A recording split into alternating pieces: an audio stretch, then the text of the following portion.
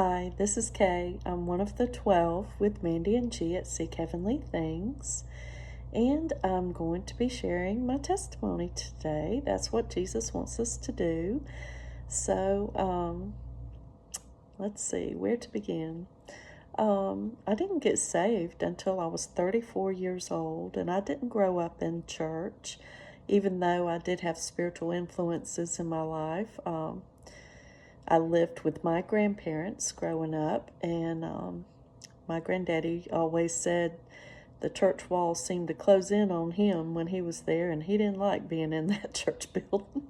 So we didn't go to church, but my grandmother, she was a believer, and I remember her singing spiritual songs and that old rugged cross and Amazing Grace, and she'd play her gospel music, and so I had those influences. And my great-grandmother, Big Mama, we called her, she lived across the road, and I remember her guidepost magazines that would, little books that would come in the mail, I'd take to her, and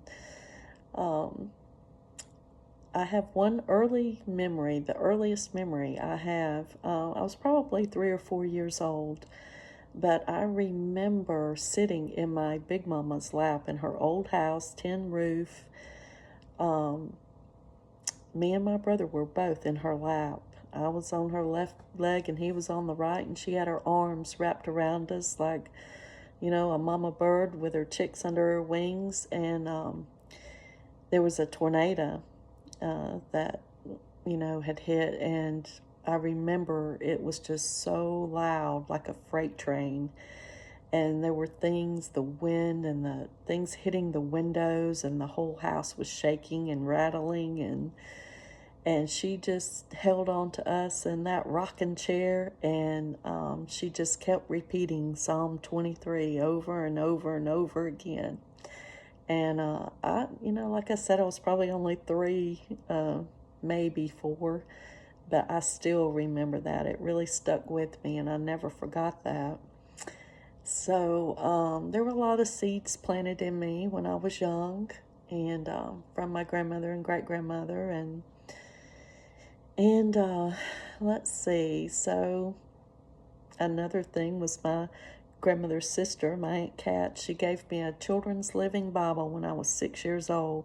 And I loved that Bible. I carried that Bible around everywhere. And it had a special page with one verse, like really big, printed out on it, separate, from the rest of the Bible, about what love is. Love is, it listed all the things in Corinthians. And I just went around showing everybody, look at this. God tells you what love is. This is love. And I was just so blown away and amazed at 6 years old. I could probably barely read very well at that time, but I could read that. And I just thought it was the most amazing thing I'd ever seen. So I was telling everybody about it. But those are just some early memories. And then later on in my life, my brother got saved, and he would call and talk about Jesus, and he never once preached to me or anything like that. He was just so excited and full of joy, and all he talked about was Jesus and what God was doing in his life. And so that had a big influence on me. And then one night I had a dream, and I was flying through a night sky in space. It was dark, and I was like a speeding bullet, just fast. And over again, I kept saying the Lord's Prayer. And then I kind of crashed into something and woke up, and I was like, oh my gosh, what was that? I didn't even know that's what it was.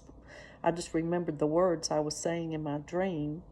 Our Father who art in heaven, hallowed be thy name. Thy kingdom come, thy will be done on earth as it is in heaven. So I looked up those words and found out it was the Lord's Prayer. And I thought, wow. And I started looking up things about spiritual dreams and started finding things about spiritual enlightenment. And well, that led me on a New Age kind of search. So I did that whole thing around that mountain.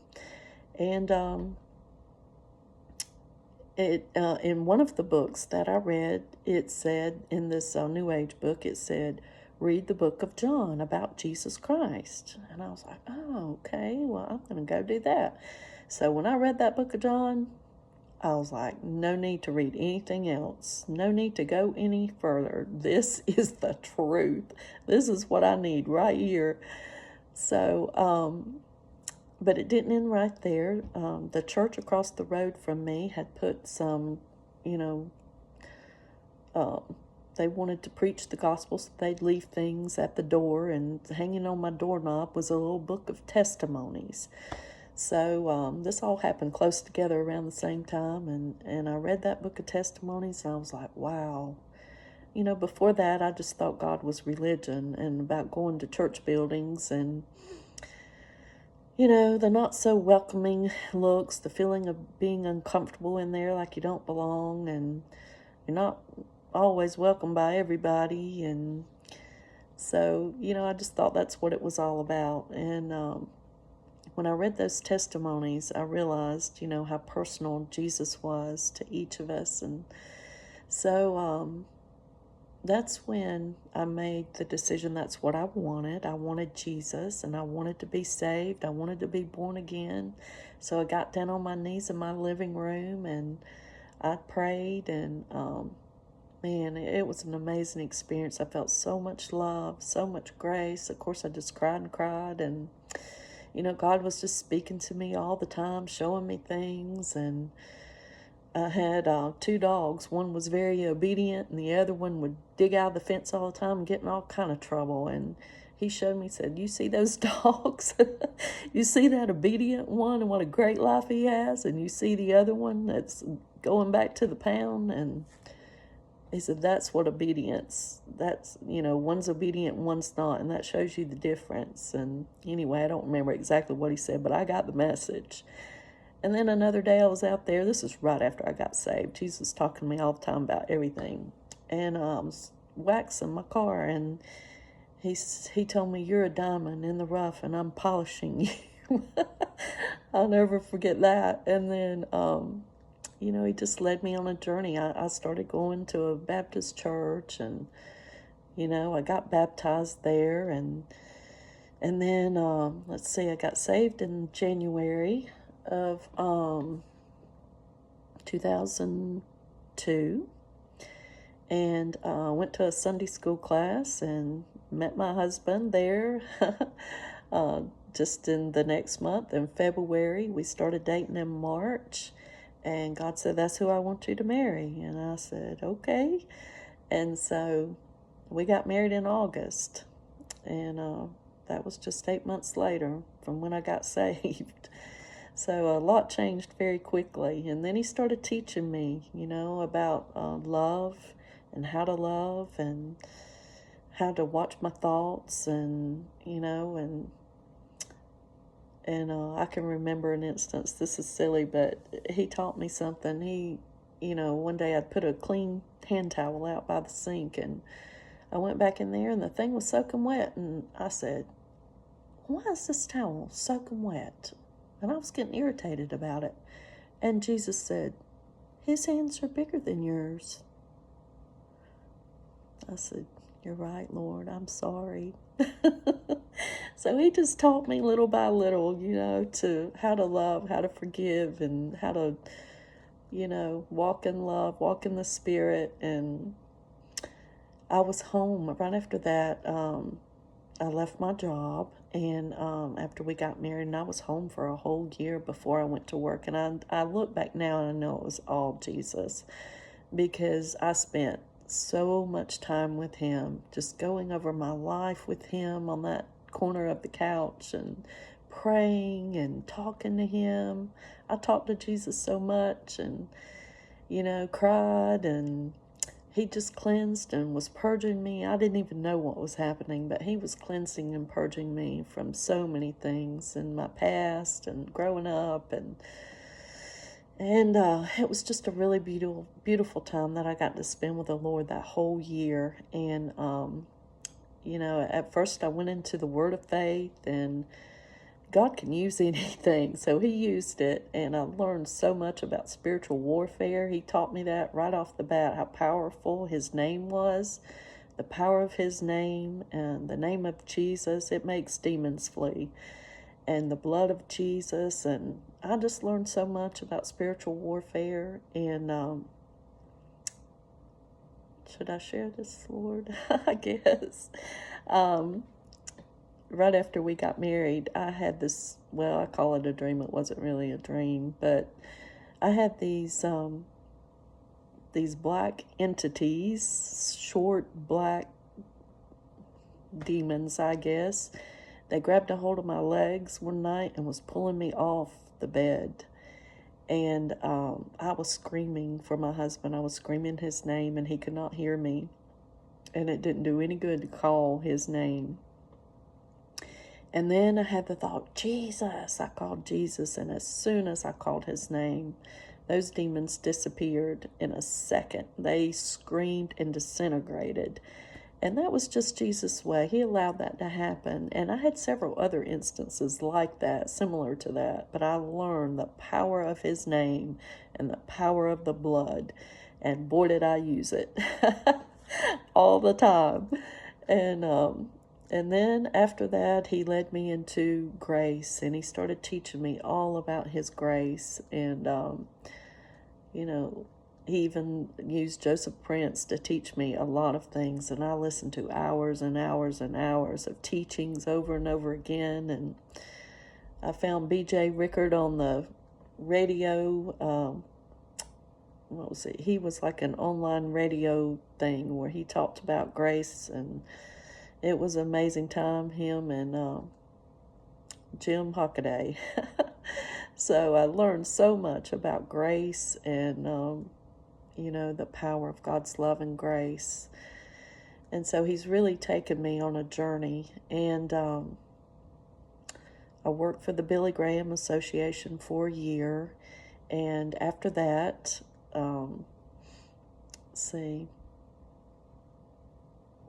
Jesus told me to stay home and homeschool my children. My first son, he was already 16, and but my daughter, who was born after I got married again, he told me to stay home and start homeschooling, and I never went back to work after that, and that was 20-something years ago. And he's had me home ever since, and so we went through all of that journey, and you know, he was just teaching me about love, how to love my family, and teaching me how to be a better parent. And then my daughter Catherine passed away, and she was 8 years old. And man, I told Jesus during that time, you know, Lord, I'm holding on to you. And he said, you don't have to, because I'm holding on to you. And that was a very powerful time that Jesus was with me. He gave me so much peace, that peace that surpasses all understanding, to guard your heart and mind. Well, he gave it to me, and we had so many supernatural experiences through that whole process with her. And I even wrote a book about it called Catherine's Crossing. And it's not a sad book. People think it is, and they don't want to read it, but it's really not. It's full of joy and the supernatural and everything that Jesus did. She loved God, she loved Jesus, she loved heaven, and she wanted to go. And one day, we were sitting in my living room floor. My husband had the kids and all of us sit down, and we were praying in the Spirit. And afterwards, he said, well, did you hear anything from Jesus? And everybody said, no. And we went into the bathroom, Catherine and I did, and I was running her water for a bath. And she said, Mama, Jesus spoke to me. And I said, he did? What did he say? And she said, he told me the gates of heaven are open, and I'm free to come in anytime. Well, my mama's heart dropped into my stomach, but I forced a smile on my face, and I said, well, if you go, you better come back. And I was praying and hoping that would be the case, but it wasn't. But she, she was ready. She was excited. She wanted to go. And that may sound strange to some people, but we talked about heaven a lot. We read books about heaven. My children were excited about heaven.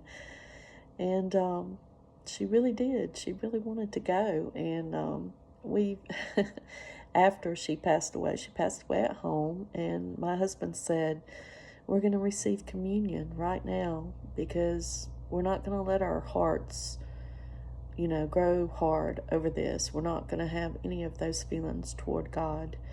So we received Holy Communion, and I'm so glad we did that, because I think it was very important, and I look back now and I'm like, wow, that's really part of the purging and cleansing, is softening your heart and letting go of things that have hardened you over time. But anyway, so much happened. And then I would have visions of her. I'd see her in this huge red wagon, and it was full of all kind of animals. She loved animals. And it was full of baby bunnies and baby kittens and little puppies, and she had the biggest smile on her face, and they were just crawling all over, and it looked like Jesus or maybe an angel I didn't see, but just the back, but he was pulling the wagon, and she was just laughing and so happy. And my daughter had dreams of her out on the trampoline with her bunnies, and she was in this purple dress sparkling with diamonds, and we had a rabbit cage out there near the trampoline, and she had all those bunnies out on that trampoline in my daughter's dream, her older sister. And then one day we were heading to Walmart to buy my youngest a pet goldfish. And as soon as we walked in Walmart, he was holding my hand. I guess he was probably maybe 5. And he said, Mama, I saw Catherine. And I just knelt down right there in Walmart, and I said, you did?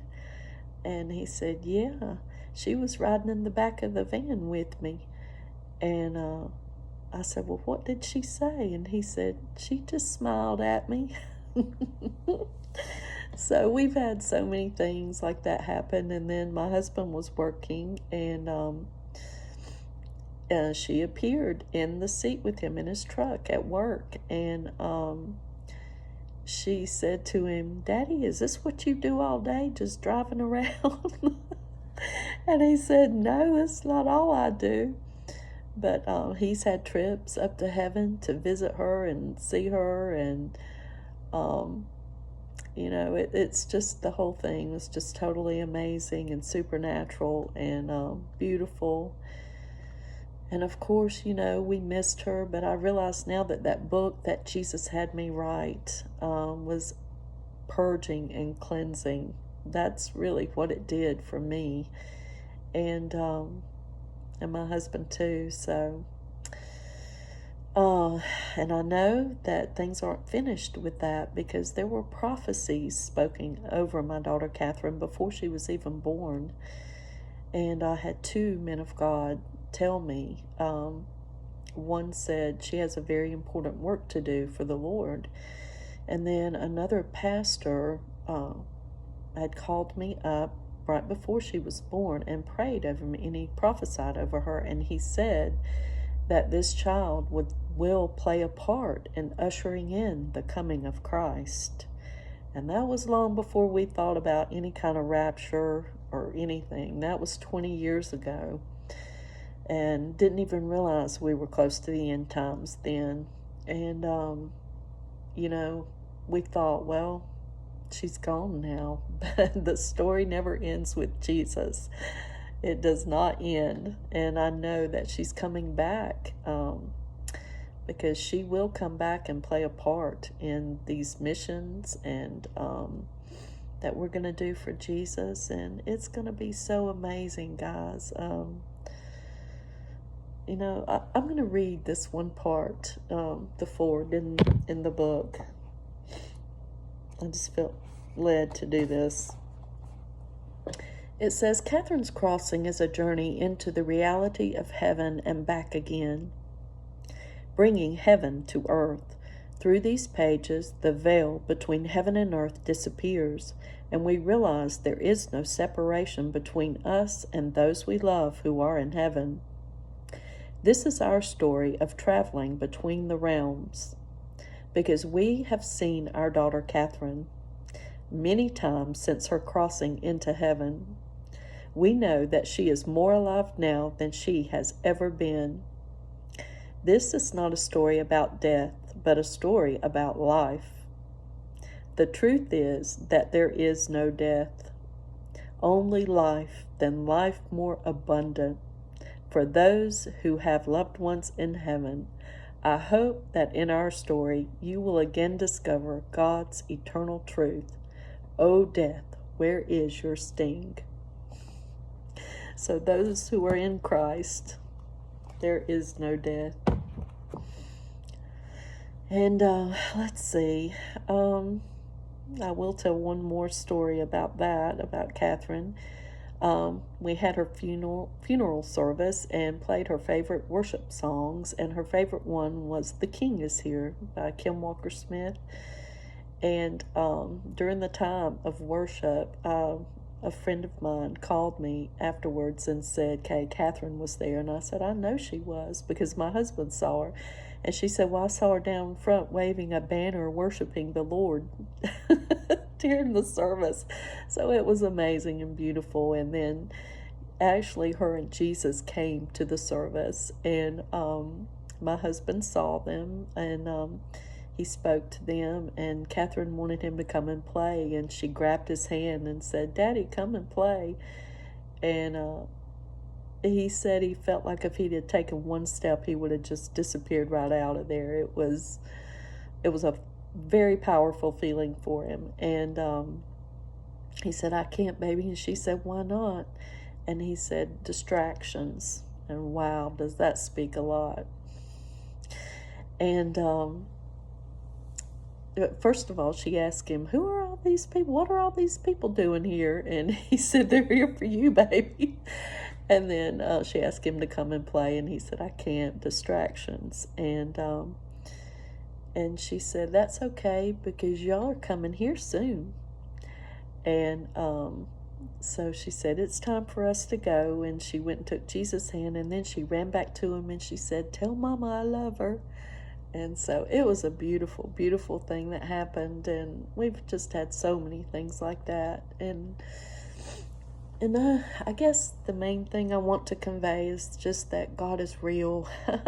He is so real, and He is so personal, and He will be as intimate with you as you allow Him to be. If you desire intimacy with Jesus, you can have it. And He's just amazing and beautiful and wonderful. I can't say enough good things about Him. And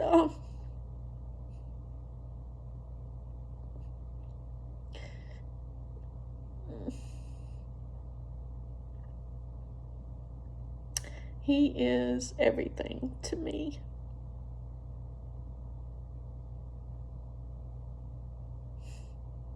He's my joy, my peace. He's my best friend, my Savior, my Redeemer. And I guess that's it, guys. I don't know what else to say right now, but anyway, Jesus is awesome and amazing, and I love Him with all my heart, and I'm very thankful, very thankful, very thankful that He has made me a part of what He's doing. And long before, He called my name and made me a part of the 12, I cried out to Him a lot of times because I wasn't part of the group. I wanted to be. I did everything that I knew that they were doing. I did it. When they drank the tea, I drank the tea. When they read the Apocryphas, I read the Apocryphas. You know, I so much just wanted to be close to his heart, what he was doing. I wanted to lean on his chest like John and hear his heartbeat, know his heart, know what mattered to him.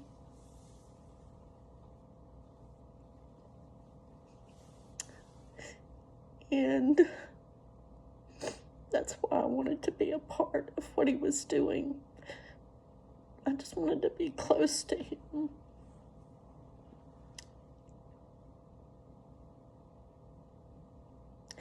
I just wanted to, you know, whatever was on his heart, what he wanted, what was important to him. And, I wanted to follow him wherever he went. And so it was a long time, a couple years before Jesus called my name to be in the group. I just joined in August, the end of August. So, but I'm so thankful to be here, and we're all chosen. We are all chosen. We're all going to be a part of this as soon as we're ready. So, he's going to use every one of us, and he has wonderful, beautiful plans for every one of us, guys. He is wonderful and amazing, and he's not leaving anybody out. He wouldn't do that. He is a God of love and grace, and he's so good. His goodness and his love and his grace just makes me cry. It's so beautiful. But anyway, I'm going to end it here because I don't know what else to say. I'm just crying now. But I love you guys, and thanks for watching. Bye-bye.